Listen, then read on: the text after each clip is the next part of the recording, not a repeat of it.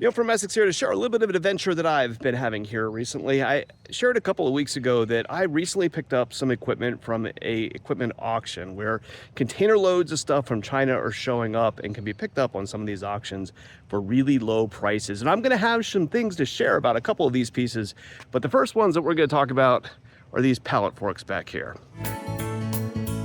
Essex, a helping hand with your land.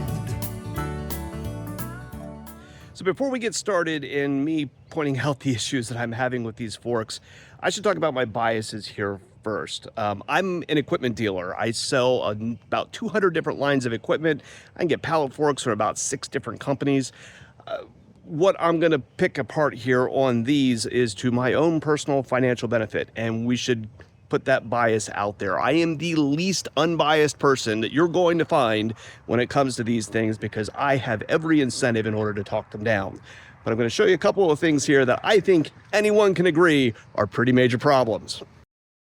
So this is what we're going to talk about here today. I picked up this set of hydraulically adjustable pallet forks. Now, I got this mostly because I move around firewood totes, and I thought a long set of forks like this would be nice. These are 60-inch rather than 48, and I'm always having to get on and off my tractor in order to adjust my forks, and I have a third function kit. So I thought, great, I can plug these couplers in order to be able to adjust the forks. Now, I paid at this auction less for this entire set of hydraulically adjustable pallet forks than what I would pay at dealer cost from a mainline vendor for just the fork tines alone. It was incredibly cheap, but unfortunately, it's also incredibly not usable.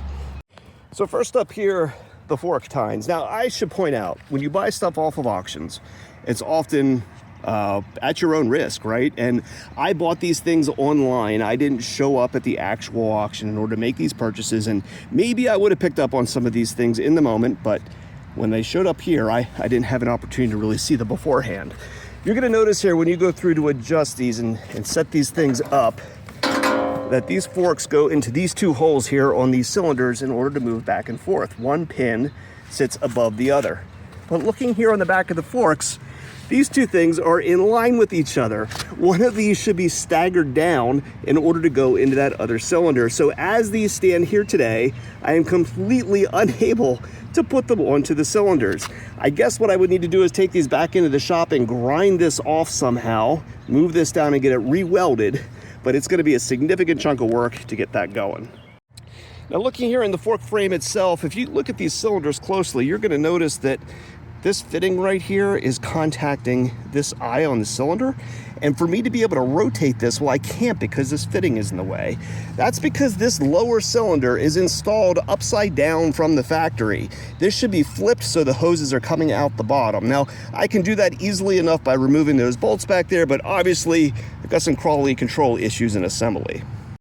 Another place that I found some quality issues is in the quick coupler assembly here itself.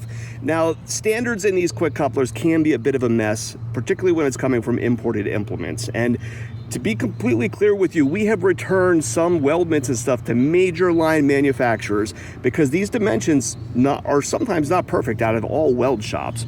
But this one is certainly not perfect. The dimensions of it are too big all around, and it slops around on my quick coupler plate a little bit.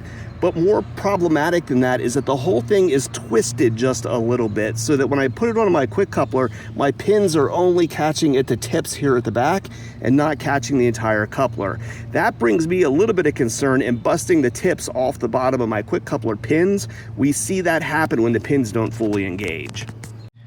So unfortunately, I don't have a whole lot of recourse in order to get this stuff straightened out. There's not really any responsibility upon the auction house to make sure the things that they're selling are of some kind of reasonable quality. And I've had issues with almost everything that I picked up off of this auction. We'll talk about the other things later.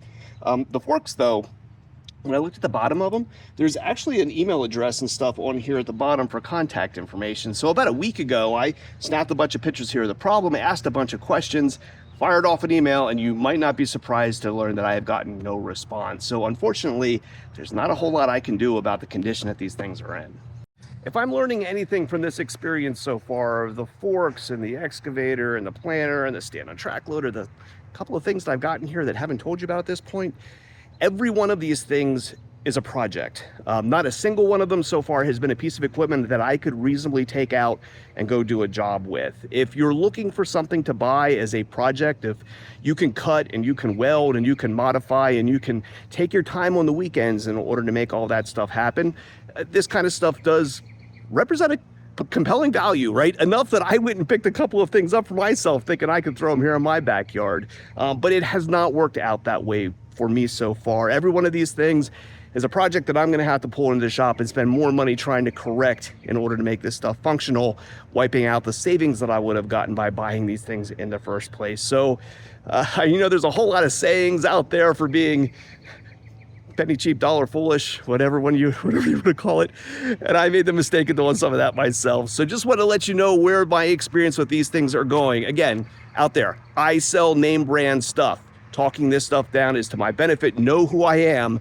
But I think you can look here and see that all the things I point out here on these forks have been really problematic. So shopping for some equipment and we can help. We can sell things for a lot better than this. Give us a call at Messick's, available at 800-222-3373 or online at Messick's.com.